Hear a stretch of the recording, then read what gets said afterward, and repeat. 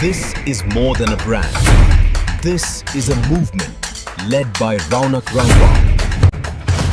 कि आप जितना शांति में मेहनत करोगे लड़ाई में उतना ही कम खून बहाओगे। Right. तो ये चीज हमारे ब्लड में ही डाल दी जाती थी ड्यूरिंग आवर ट्रेनिंग कि hard work there is no you can say there is no alternate to the hard work. पर वो जो मेरी 20 साल की मिलिट्री सर्विस है उसने मेरे अंदर बाय डिफॉल्ट एक डिसिप्लिन दे दिया, एक लीडरशिप क्वालिटी दे दी है कि मैं हर डिफिकल्ट चीज को फेस भी कर लेता। जब मैं एज एचआर डायरेक्टर यहाँ पे एक लीडरशिप रोल में हूँ तो मैं मतलब पिछले और ये भी मेरा टेन्योर यहाँ पे इस कॉलेज में भी 16 साल पुराना, 17वां साल, my 70th year is running in this institute and since then I am in the leadership position। तो इस अब मैं एक स्टार्टअप को एक छोटा सा एग्जांपल देता हूँ कि आज बच्चे को लग रहा है कि वो उसके पास एक बिजनेस आइडिया है, उस बिजनेस आइडिया को वो मोनेटाइज कर सकता है। ठीक, आप ऐसे नहीं, कोई भी आइडिया आपका बिजनेस आइडिया में कन्वर्ट नहीं हो सकता।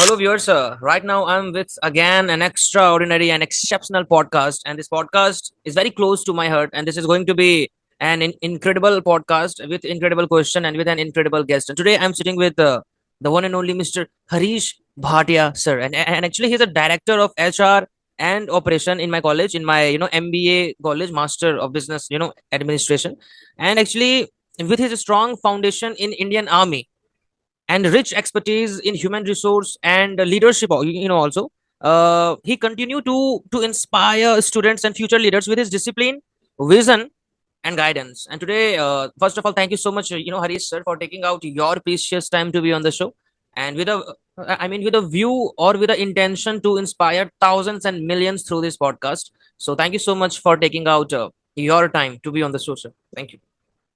Thank you, Ronak, for your very good introduction of me. I'm really happy to be with you on this podcast.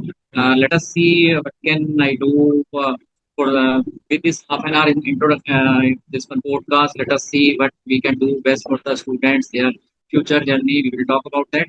So thank you. Please go ahead with your question here. So Harish sir, as we met in the college, and actually we decided to have a podcast with the intention to inspire others through our expertise. I mean, if your expertise, if even 1% of your expertise can help aspiring leader to become the best version of themselves, then I think it is going to be worth it, right? If I'm not wrong. Right. Yes, you're right. You have asked me about that only. Right. And actually you are very I'm actually very grateful because you taken out time and share your expertise. So sir, the first question which is scrolling in my mind to ask you since I met you, right? Please tell us about your journey, like from serving the nation to guiding the students in the college. So I mean, what was the entire journey, and actually what is the entire journey, and why did you join Indian Army? I mean, what was that trigger point when you think, oh, I think I should? So what was that journey, sir? Can we make it a bilingual? Yeah, we can do this, sir. Because I want that let us talk in our mother tongue also. I will be a bilingual. Wherever it will be needed, I will be in English, and otherwise I will speak in Hindi. Absolutely. So Ronak, thank you. First of all, once again, thank you. तो जहाँ तक मेरी journey की बात है, it started 1982. First of all, I want to correct you that I was in Indian Air Force and not in the Indian Army. So my journey started 1982 when my school took me to Air Force Station Chandigarh for the 50th anniversary of Indian Air Force, because Indian Air Force was born on 8th of October 1932. So in 1982 Indian Air Force celebrated its 50th anniversary. So my school was in Chandigarh, so they all took on that time I was in 9th class. So all of my classmates went to the Air Force Station, and first time I have visited any Air Force Station, and there I have seen the aircrafts. So उसी समय एक मन में आया कि यार ये लोग कितना अच्छा काम कर रहे हैं। जब उन्होंने एयरक्राफ्ट के बारे में एक्सप्लेन किया कि कैसे हम लोग काम करते हैं, so that was a seed in my mind. तो बस उसके बाद फिर देन आई टूक अ 10th क्लास, एंड उसके बाद फिर because at that time after 10th college started, तो कॉलेज चले गए, टूक बीएससी, एंड 1986 1986 एक एडवर्टाइजमेंट निकली कि join Indian air force for flight career. तो बस पेरेंट्स को भी नहीं बताया, I was hardly 17 year of age. तो बस Oh. मैंने फॉर्म भर दिया Hmm. And by God grace I got that exam cracked, I got medical cleared. जब मेरा कॉल लेटर आया, कॉल लेटर पे बिकॉज आई वॉज बिलो 18 तो मेरे फादर के सिग्नेचर चाहिए थे। तो फिर मैंने अपने फादर को बोला कि डैडा, मैंने I used to call my father डैडा, सो डैडा मेरी एयरफोर्स में सिलेक्शन हो गया and I want to go. Hmm. So everybody was in shock, including my mother, because I'm the only male male boy of my family, having a two younger sister. तो उन्होंने बोला कि भाई नहीं नहीं, ऐसे कैसे पॉसिबल है, हम अपने एक ही बेटा है मेरा, मैं उसे कैसे भी दो। My mother was in complete shock. Right. लेकिन फिर धीरे धीरे फिर मेरे पड़ोस में अपन aunty was saying, Bengali aunty, तो उन्होंने इंसिस्ट किया नहीं बच्चे का, यदि बच्चा इतना अच्छा कर रहा है, उसने खुद से ही सारा एग्जाम क्रैक किया है, तो जाना चाहिए, आप उसे क्यों रोक रहे हो। So slowly my parents agree and I on 12th of September 1986 my journey to Indian Air Force started। वहां पर फिर बहुत एक I was the technical wing, electrical stream, worked on various aircrafts और all parts of country. Hmm. Abroad जाने का भी chance मिला, वहां से एक स्पेशल ट्रेनिंग भी ली। तो Hmm. इस तरह से मतलब एयरफोर्स की मेरी जर्नी 20 साल की, बहुत ही मतलब एक कह सकते हैं कि मेमोरेबल लाइफ, जिसने पूरी जिंदगी को ही बदल दिया। Right. Right. मतलब रौनक, वी कांट टेल कि एयरफोर्स या जो मिलिट्री है वो आपकी क्या लाती है, और आपकी पूरी लाइफ को चेंज कर देती है military. Hmm. Sir. So I mean, ये जो जर्नी रही आपकी सर इन इंडियन एयरफोर्स, ये काफी एक्सेप्शनल, बिकॉज आई बिलीव कि if someone is coming from an army background, like in you used to serve for India, you used to serve your efforts, your energy, your time, your wisdom, your actually full potential you have actually given to the nation. So sir मतलब क्या वहाँ Indian air force की जो leadership quality थी आपकी, और अभी आप कॉलेज में एज अ एचआर डायरेक्टर, तो दोनों लीडरशिप मतलब अलाइंड हो रही है, मतलब तो वहाँ का जो लीडरशिप था वो यहाँ काम आ रहा है, if I am not wrong, right? मतलब इसमें क्या होता है कि अपने आप में बाई डिफॉल्ट एक डिफिकल्ट टेरेन से आपको लड़ना ही सिखा देती है। मेरे हम्म। 20 साल के टेन्योर्स में ऐसी ऐसी चीजें हुई हैं कि यू वॉन्ट बिलीव कि जब मुंबई में सबसे ज्यादा फ्लड्स आए थे, जैसे मुंबई में 11th of July I think 2005 I was in the Mumbai. जब 2001 में शायद 26 जनवरी को भूकंप आया था गुजरात में, आई वाज इन भुज। और जब मैं राजस्थान में बाड़मेर में सबसे ज्यादा फ्लड आई थी, तो आई वाज इन बाड़मेर। और ये तो एक वो हो गया कि नेचुरल कैलामिटीज या नेचुरल डिजास्टर्स हो गए, उसको हमने फेस किया, उसमें लोगों की हेल्प की, ये तो चलो एक है। अदरवाइज आल्सो जब आप एक अपने, इवन आपका जॉब प्रोफाइल ऐसा था कि आपको डिफिकल्ट टेरेन्स में मतलब आपको काम करना है, और उसमें आपके पास इफ एंड बट नहीं है, हम्म। आपके पास सिर्फ ये है कि आपने इसको ओवरकम कैसे करना है। राइट। राइट। आपके पास मिनिमम रिसोर्सेज होते हैं और आपने मैक्सिमम आउटपुट देना होता है। एग्जैक्टली। हमारी मिलिट्री में एक लाइन हर जगह आपको कोटेशंस लिखी हुई मिलती हैं। जैसे हम लोग एयरफोर्स में थे, तो हर हैंगर में एक लाइन लिखी होती थी। हमारे हैंगर्स वो चीज है जहाँ एक स्टोर स्टोर होते हैं या रिपेयर मेंटेनेंस होती है जिनकी, तो उन हैंगर्स में एक लाइन लिखी होती थी, the more you sweat in peace the least you bleed in war. कि आप जितना शांति में मेहनत करोगे लड़ाई में, उतना ही कम खून बहाओगे। राइट। तो ये चीज हमारे ब्लड में ही डाल दी जाती थी ड्यूरिंग आवर ट्रेनिंग, कि hard work there is no, you can say there is no alternate to the hard work. आपको राइट। हार्ड वर्क करना ही करना है, बाय डिफॉल्ट आपको सिखा दिया जाता था। और वो जो मेरी 20 साल की मिलिट्री सर्विस है, उसने मेरे अंदर बाय डिफॉल्ट एक डिसिप्लिन दे दिया, एक लीडरशिप क्वालिटी दे दी है कि मैं हर डिफिकल्ट चीज को फेस भी कर लेता हूँ। राइट। और ये मेरे आज मेरी वही ट्रेनिंग मुझे यहाँ काम आ रही है। अपना जब मैं एज एचआर डायरेक्टर यहाँ पे एक लीडरशिप रोल में हूँ, तो मैं मतलब पिछले, और ये भी मेरा टेन्योर यहाँ पे इस कॉलेज में भी 16 साल पुराना, 17वां साल, my 17th year is running in this institute and I since then I am on the leadership position. तो हम्म। इसलिए वहां पर भी कहीं ना कहीं मैं मैनेजमेंट को सपोर्ट कर ही रहूंगा कि उन्होंने मुझे इतने लंबे समय तक यहाँ रखा हुआ है, और मुझे और मतलब हर चीज को उन्होंने आगे करते हैं कि yes you will do it. तो इसलिए वो मेरी मिलिट्री ट्रेनिंग मुझे हेल्प करती राइट सर, एंड एक्चुअली मतलब आपने अपने लाइफ की जो 80 to 70 to 80% जो है, और पर्टिकुलरली अभी भी you are actually serving as a leader.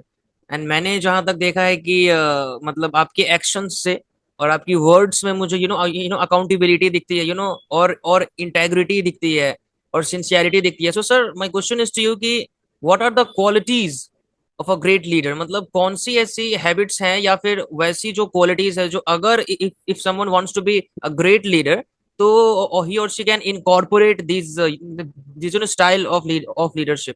और आपने एक और चीज बहुत प्यारा मेंशन किया कि आप बने वहां पे, और आप बने पर्सनैलिटी आपकी वहां डिजाइन हुई इंडियन उसमें, फिर उसको आपने यहाँ पे आकर के उसको काम में लाया। So actually you are making most of the memory you have created in while serving the nation.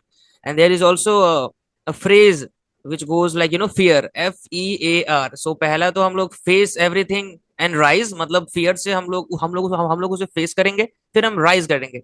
दूसरा इसका मीनिंग है FEAR means fear everything and run, मतलब डर जाओ और भाग जाओ। So you are first, right? You actually faced every obstacles, every problems, and then you rise.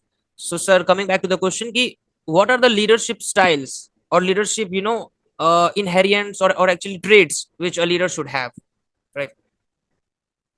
वो ना इसमें बहुत बड़ी एक देखिए लीडरशिप क्वालिटी की जहां तक मैं बात करता हूँ, लीडर एक अच्छा लीडर वही है जिसको मतलब जैसे ऑटोक्रेटिक स्टाइल ऑफ लीडरशिप जिसको हम लोग पढ़ाते भी हैं। ऑटोक्रेटिक लीडरशिप क्वालिटी तो वो है कि भाई उसने डंडे के जोर पे काम लेना है। बट मेरी नजर में लीडर वो है कि जो अपने आप में एक अपना ऑरा क्रिएट करता है जिसको लोग इसलिए फॉलो करते हैं कि माई लीडर से सो, कि मेरे Exactly. लीडर ने मुझे कहा है मुझे इस काम को करना है। तो इसलिए लीडरशिप हमेशा वो होनी चाहिए कि जब कुछ अच्छा हो जाए तो मेरी टीम ने किया है, और यदि कुछ खराब हो तो सबसे पहले खड़ा होकर कहे कि I am the person who should be held responsible and not my team. तो Right. ये क्वालिटी लीडरशिप में होनी ही चाहिए, अदरवाइज ही और she can not be a good leader. मेरा हमेशा से मानना रहा है और उसे मैं मेटिकुलसली फॉलो करता हूँ अपनी लाइफ में। कुछ अच्छा होगा तो मेरी टीम ने किया है। I was small part of my team, तो मैंने Right. सिर्फ एक कंट्रीब्यूशन दिया है मेरी टीम को थोड़ा सा पुश करने में, नथिंग एल्स। मेरी टीम ने ही एग्जीक्यूट किया है। और यदि कुछ बुरा हो रहा है तो मेरी गलती है क्योंकि मैंने अपनी टीम को गलत लीड किया। So this should be a quality of a leader मेरी नजर में। और यदि कोई सक्सेसफुल लॉन्ग टर्म गोल को कोई भी मेरी बात सुन रहा है, कोई भी स्टूडेंट यदि मेरी बात को सुनना रहा है तो उसे इस चीज को ध्यान में रखना है कि first put your team forward, कि मेरी टीम ने जो कुछ किया that is called the leadership quality for me. Right. And sir, viewers, I would like to give you an information which is मैंने हरीश सर की actually Twitter link or actually LinkedIn profile link I'm going to mention in the description, so that you can go through his LinkedIn profile, because he regularly posts like he try to influence with his words of positivity. So actually you can follow him on LinkedIn and get practical insights on life, on success, or on leadership every day. So I'm going to mention, Harish sir's LinkedIn profile. So there you can also follow him and rise in your life. So, sir, moving towards the next question, Harish sir, कि what do you think is the biggest skill gap? मतलब सबसे बड़ी skill gap कौन सी है in your opinion, जो MBA students को में उसमें पाई जाती है आज के दौर को कंसीडर करते हुए in 2025? I mean, what is the biggest skill gap in MBA students, and actually how can they bridge this gap, right? Ronak सी, मैं सिर्फ स्पेसिफिक टू एमबीए की बात ही नहीं कर रहा हूँ, मैं बात Right. करूंगा ओवरऑल जो आज स्टूडेंट्स हैं। वो स्किल गैप इसलिए भी मुझे दिखता है क्योंकि आज बम्बार्डमेंट है, एजुकेशन की नहीं है, इंफॉर्मेशन की है। वो इंफॉर्मेशन अच्छी भी है और बुरी भी है। अब आप, और दूसरा उस इंफॉर्मेशन ने क्या कर दिया है, उस इंफॉर्मेशन ने आपको इतना ज्यादा मतलब एग्जैगरेट कर रखा है कि आपको लगता है कि मैं ये छोटा सा मतलब यदि मैं मान लो एग्जाम्पल के साथ इसे समझने की कोशिश करते हैं। आजकल रील बनाने का एक जैसे एक वो चल पड़ा है कि एक रील बना दो और डाल दो, आपको फॉलोअर मिल गए तो आप मोनेटाइज कर लेंगे या ये कर Right. लेंगे। This can be a short term but not Hmm. Possible. Right. 99% लोग रील बना के भी फेल है। ओनली मुश्किल से मैं तो कहता हूँ 1% से भी कम लोग हैं जो रील बना के सक्सेसफुल होते हैं। तो Hmm. ये एक शॉर्ट टर्म सोच थॉट है। यदि आपको अच्छा करना है तो वो जो स्किल गैप जिसकी बात कर रहे हो वो बहुत जरूरी है। सबसे पहले चाहे वो एमबीए स्टूडेंट हो या इंजीनियरिंग स्टूडेंट हो या कोई भी स्ट्रीम का स्टूडेंट हो, आपको एक या दो फील्ड में जिसमें आपको लगता है कि आपकी स्ट्रेंथ बन सकती है, even after doing your MBA, जरूरी नहीं है मान लीजिए आपने एचआर चूज किया है एज ए स्पेशलाइजेशन, और राइट आपको लगता है कि आप जब एचआर क्या है, बेसिकली टैलेंट हंट है या टैलेंट को एक्विजिशन है, राइट तो राइट लग रहा है कि आप में वो कैपेबिलिटी नहीं है लेकिन आप मार्केटिंग में बहुत अच्छे हैं, then hmm do the marketing rather than wasting your time on HR exactly field. Similarly आप यदि मार्केटिंग में उतना अच्छा नहीं कर पा रहे और आपको लग रहा है कि आप टैलेंट एक्वायर करने में अच्छे हैं, देन गो फॉर एचआर और हम्म अपने आप को उस साइड में अपग्रेड कीजिए। Right plenty of scopes are there. मतलब इंडिया इस समय एक वर्ल्ड का राइजिंग स्टार है, हम्म वर्ल्ड के आज फोर्थ इकोनॉमी है और जल्दी हम थर्ड बनने जा रहे हैं, तो आपके लिए अपॉर्चुनिटीज मिलेंगी, बट आपको वो पहले अपने में एक्वायर करना है कि मेरे पास क्या चीज है जिसमें मैं बेस्ट कर सकता हूँ। डोंट गो फिर दी एक शॉर्ट टर्म की भाई चलो रील बना लो, चलो यहाँ से सामान बेच के वहां सामान बेच देते हैं, ये बेच देते हैं, एक स्टार्टअप शुरू कर देते हैं। स्टार्टअप, मैं एक स्टार्टअप एक छोटा सा एग्जांपल देता हूँ कि आज बच्चे को लग रहा है कि वो उसके पास एक बिजनेस आइडिया है, उस बिजनेस आइडिया को वो मोनेटाइज कर सकता है। Right brother, business idea monetize होने में भी बीच में एक लंबा वो चाहिए होता है, स्किल। आप ऐसे नहीं, कोई भी आइडिया आपका बिजनेस आइडिया में कन्वर्ट नहीं हो सकता, पहले तो वो एग्जैक्टली प्रॉब्लम ढूंढनी पड़ेगी, उस प्रॉब्लम का एक मतलब वो प्रॉब्लम एंड मास को वो मतलब उस प्रॉब्लम एंड मास में है भी या नहीं। आप कहो कि मैं चांद के लिए एक एग्जांपल देता हूँ, आप कहो कि मैं चांद पे सवारी कराऊंगा, इज राइट इट पॉसिबल? वो एक आइडिया अच्छा हो सकता है बट इज इट पॉसिबल? नहीं पॉसिबल। नॉट इट तो इसलिए सबसे पहले वो आइडिया, क्या वो रैशनल है काम करेगा? रैशनलिटी, पॉसिबिलिटी, फिजिबिलिटी, उसके बाद राइट फिर आपके पास फंडिंग है। यदि आप फंडिंग है तो क्या बूटस्ट्रैप ही सारा करेंगे या आपको कोई वेंचर कैपिटलिस्ट ढूंढना पड़ेगा? क्या पहले आप कंपनी के रूप में लेंगे या उसे स्टार्टअप इंडिया या ऐसे किसी प्लेटफॉर्म पे डालोगे? फिर राइट आपको उसके बाद जब उसका एक प्रोटो मॉडल बनाओगे, वो प्रोटो प्रोटोटाइप मॉडल कितना हिट होता है, ये हम्म सारी चीजें एक मतलब आपको सीखनी पड़ेगी। राइट आप ये सोचो कि मेरे पास बिजनेस आइडिया और सब आपको मोनेटाइज कर देंगे या फंडिंग दे देंगे, दिस इज नॉट पॉसिबल। ये शॉर्ट टर्म गोल्स हैं, राइट बड़ा सोचना है तो आपको हम्म टाइम देना पड़ेगा अपने आप के लिए, एग्जैक्टली सेल्फ थिंकिंग करनी पड़ेगी। हम्म सेल्फ, जब तक आप इस चीज में नहीं करोगे आप सक्सेसफुल नहीं हो सकते। Exactly this is my thought process for the skill gap, Raunak.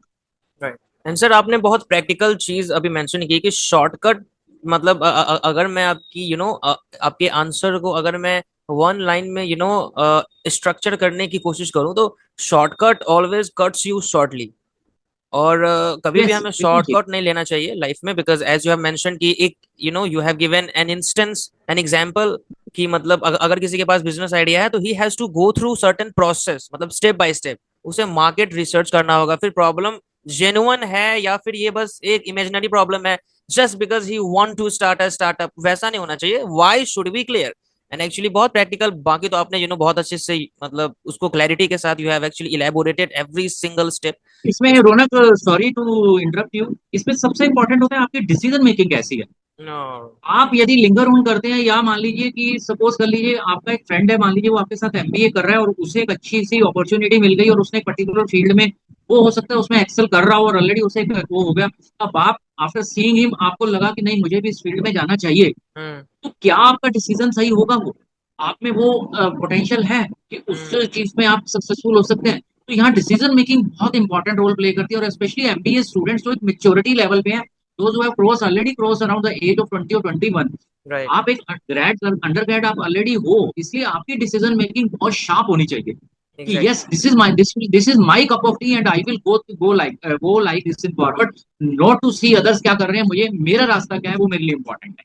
Exactly you have actually raised a very practical point again I mean which is very integral as well as crucial ki without being a perfect and actually a perfect decision we can't make any kind of a slow path or actually easier path अगर हमें आसान रास्ता चाहिए our why must be clear कि मतलब करना क्या है और डिसीजन मेकिंग स्किल तो सर क्वेश्चन इसी से थोड़ा सा अलाइंड है कि how can someone have an amazing decision making skill set so I mean अगर कोई beginner ये podcast देख रहा है he is in 12th class or he wants to do MBA or actually he has just completed his actually graduation a few months back and he wants to do MBA from Mangalna let's suppose so या how should he ठीक है। I mean decide how should he study the market and actually the other colleges so what are your suggestions right देखिए इसमें ना मतलब आप रौनक इसको इस तरह से भी ले सकते हैं कि मान लीजिए कोई बच्चा है जिसने ग्रेड किया है,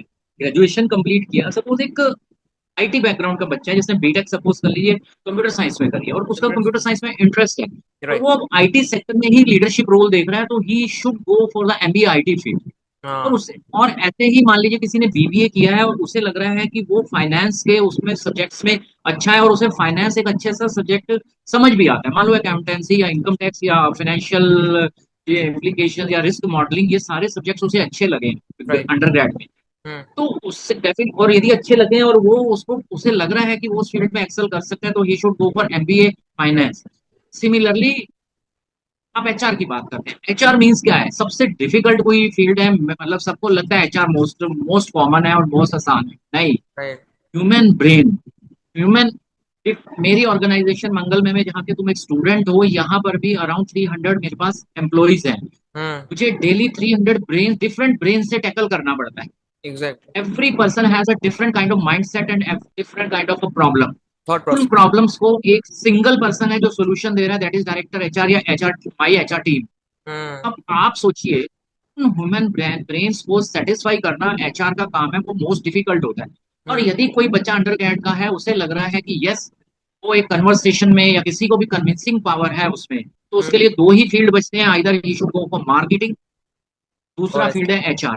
राइट। ठीक है, क्योंकि एचआर एक ऐसा फील्ड है जहाँ empathy, sympathy, emotions, emotional intelligence सब चीज चाहिए। राइट। ईक्यू एंड ठीक है, आईक्यू बोथ। ये राइट। एक आपके इनर वॉइस आपको बताती है कि कहाँ पर आप स्टैंड कर सकते हैं और कहाँ पर आप एक्सेल कर सकते हैं। Exactly. So this is my way of taking advising the student to think from inner core of your soul, and हम्म। कि मैं बेस्ट मेरे लिए क्या रहने वाला है।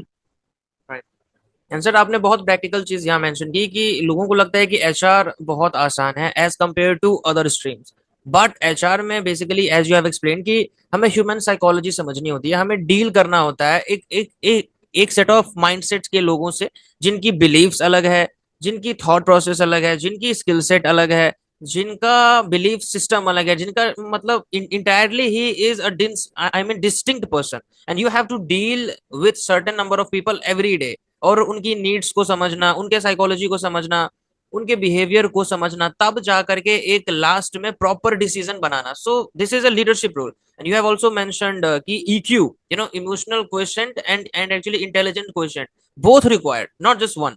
So very practically you have mentioned the answer, sir. And moving towards the another question, you know, Harish sir, ki what's the one tough decision you made, you know, under pressure in your journey, and what can students learn from it? I mean, what was the toughest decision you have ever made? Right. तो ना, यहाँ में मैं थोड़ा personal हो रहा हूँ, but Right. वो मेरी जिंदगी का सबसे टफ डिसीजन था जिसने Hmm. मेरी लाइफ, कोर्स ऑफ लाइफ भी बदला। Oh. एक्चुअली ये थोड़ा सा एक, मैं इससे इमोशनली भी अटैच हूँ कि 1999 में Hmm. मतलब मुझे चांस मिला था कि I got selected for some very, मतलब एयरफोर्स में मुझे एक बहुत ही प्रेस्टिजियस असाइनमेंट के लिए सेलेक्ट किया गया था और I was going through that process, और Hmm. वो बहुत ही प्रेस्टिजियस असाइनमेंट मिल रही थी मुझे। Hmm. और ये सब प्रोसेस अभी चल ही रहा था और अचानक in an road accident I lost my father. तो रोड एक्सीडेंट में, as I told earlier that I was the only son, तो मेरे लिए एक डिसीजन लेना था कि मेरी दो यंगर सिस्टर्स हैं और मेरा बेटा ओनली 7 मंथ ओल्ड था, Hmm. कि वेदर अब मुझे, यदि मैं ये प्रेस्टिजियस असाइनमेंट लेता हूँ तो मेरे लिए मिनिमम अगले मतलब एक मुझे टफ टेरेन में रहना है और मुझे फैमिली से दूर हो जाना था। Right. और दूसरा मेरे लिए ये था कि I should give priority to my family और मैं होम पोस्टिंग के लिए अप्लाई कर दूं, बिकॉज ऑफ माय सिंगल बेटा होने की वजह से, मुझे फादर की डेथ होने की वजह से मुझे होम पोस्टिंग मिल जाती। तो Right. मैंने फिर डिसीजन अपनी फैमिली की तरफ लिया और मैंने वो अपना जो बिगेस्ट मेरी लाइफ का अचीवमेंट होता, मैंने उसको छोड़ के अपनी फैमिली पे वो ध्यान दिया और मुझे मतलब मेरी होम पोस्टिंग मिली, और मैंने उसके बाद अपनी फैमिली को वो अगले 5-6 साल सपोर्ट किया। और Hmm. वही एक रीजन रहा कि मैंने फिर 20 ईयर्स के बाद एयरफोर्स को टाटा बाय बाय किया, जो आज भी मेरा फर्स्ट लव है। तो वो मेरी जिंदगी का टफ डिसीजन था, लेकिन मैं आज भी उस पर रिपेंट नहीं करता, क्योंकि वो उस समय की सिचुएशन के हिसाब से मैं सोच रहा हूँ मेरी लाइफ का बेस्ट डिसीजन रहा है, जिसने मेरी कोर्स ऑफ लाइफ में बाकी कुछ चीजें आप प्रपोज करते हैं लेकिन कोड डिस्पोज करते हैं, मेरे लिए वो बिल्कुल एप्लीकेबल रहा कि that time Right. I was thinking कि वो मेरे लिए बेस्ट असाइनमेंट है, लेकिन मेरा बेस्ट असाइनमेंट गॉड ने कुछ और डिसाइड किया था और गॉड ने मेरे लिए ये रास्ता दिया। So I am Exactly. Happy with. And actually, sir, ये मतलब ये जो बात आपने कही इससे मुझे एक बहुत अच्छा कोट याद आ गया कि मतलब when you get what you want that is God's direction, when you don't get what you want that is God's protection. And actually या मतलब वैसे ऑब्स्टेकल में भी मतलब इतने अंडर प्रेशर सिचुएशन मतलब you are actually emotionally sabotaged, पूरा टूटना, तब जा करके एक वाइज डिसीजन लेना in that state of mind कितना डिफिकल्ट, मतलब आप पूरे तरह से टूट चुके हो and then you are making a wise decision, मतलब so hats off to you, and actually hats off to the mindset of your yours also. And there is also a quotation, sir: life is 10% what happens to you, 90% how you react on it. So situation ऐसी थी but even Ronak, इसमें एक चीज और भी हुई थी कि आई मतलब I was posted in Kanpur at that time. तो उस समय मेरे पास एक कॉल आता है मेरे घर से, पड़ोसियों से कि आपके पापा का एक्सीडेंट हो गया है। तो तो एक्सीडेंट हुआ है, तो मैंने पूछा किससे हुआ है। बोलते हैं जी ऑटो वाला टक्कर मार के चला गया। तो आई थॉट ऑटो वाला है तो मतलब कुछ इंजरी हुई होगी। सो आई थॉट कि चलो, फिर मैंने घर पे मतलब उसके बाद मेरी बात कट गई। उन्हें बस इतना ही बोला पड़ोसियों ने कि उन्हें पीजीआई चंडीगढ़ में रेफर किया गया है, your sister is taking him to PGI Chandigarh. तो मैंने उसी रात को ट्रेन पकड़ी और I reach to Delhi railway station. And मेरे ब्रदर इन लॉ, मेरी मतलब इन लॉ दिल्ली में ही रहते हैं। right. वो लोग मुझे स्टेशन पे रिसीव करने आए। मेरा यंगर ब्रदर इन लॉ, उसने मुझे ट्रेन मतलब कार में बिठाया और वो मुझे लेके चलने लगा। I I told my brother in law कि तुम मुझे चंडीगढ़ ही लेके चल, I want stop in between. तो Hmm. दिल्ली से हम चले। मेरा होम टाउन कुरुक्षेत्र है। तो जैसे ही कुरुक्षेत्र, वो गाड़ी उसने कुरुक्षेत्र की तरफ मोड़ दी। It is 2.5 hour journey from Delhi to Kurukshetra. तो मैंने उसको बोला no no no, please take me to Chandigarh, I don't want to go to home. तो वो कुरुक्षेत्र। मुझे बोलता है कि जीजा जी, अंकल तो कल ही रात को ही एक्सपायर हो गए। Hmm. तो मुझे ऐसे लगा कि जैसे सब कुछ घूम गया, लाइक सब एवरी मतलब मैं एक्सप्लेन ही नहीं कर पा रहा था कि मेरे साथ क्या हो रहा है। right. तो उसके बाद में लेकिन अब मेरे को घर पहुंचने और मतलब पहुंचने में करीब 15-20 मिनट का रास्ता था वो वाला। Yes. उस 15-20 मिनट में मैंने अपने आप को संभाला, क्योंकि मुझे पता है कि जहाँ पे मुझे मेरी मदर को संभालना है। My father was only 58 year old जब मेरी मदर 53 की थी। एक मेरी सिस्टर अनमैरिड थी। और मुझे बस वही था कि अगले 15 मिनट में मैंने डिसीजन ले लिया कि अब मैंने रोना नहीं है। जो कुछ है अभी मुझे डिसाइड करना है। Now I have to lead my family. तो इस तरह से वो एक मेरे साथ इंसिडेंट था जिसने मतलब वही डिसीजन मेकिंग मेरी, जो आप कह रहे हैं ना, कि Hmm. वो डिसीजन उस 15 मिनट में मैंने सब कुछ डिसाइड कर लिया था कि मुझे अब आगे what will be my course of life, next course of life. And that is why who you are today, leading a big organization because of your mindset, sir. और ऐसे लोग मतलब मिलियंस में बहुत, आई मीन 1 और 2% ही होते हैं जो इतने टफ सिचुएशन में, you were completely devastated, completely stunned with the emotion, I mean with the I mean with such kind of hectic situation, इतना इतना बड़ा कुछ हो जाना, वो भी फैमिली में, तब जाके वैसा डिसीजन लेना, तो स्टेट ऑफ माइंड को बैलेंस करना बहुत टफ हो जाता है उस ऐसे सिचुएशंस में, यूजुअली। तो sir, I mean, what is your advice for youngsters or a professional who is watching this podcast and who is having this intention or having this a question in his mind कि toughest situation को deal करने का क्या कुछ मतलब कोई कोई tactics होता है या फिर कोई कोई स्ट्रेटेजी है या फिर ये इनहेरेंट होता है, मतलब you should listen to your gut feeling, your intuition, और how should we deal with such situations like toughest situations ever, right? तो ना, ये जो बात है ना, ये मतलब मिक्स ऑफ ऑल है। आपकी अपब्रिंगिंग इसमें बहुत बड़ा रोल प्ले करती है।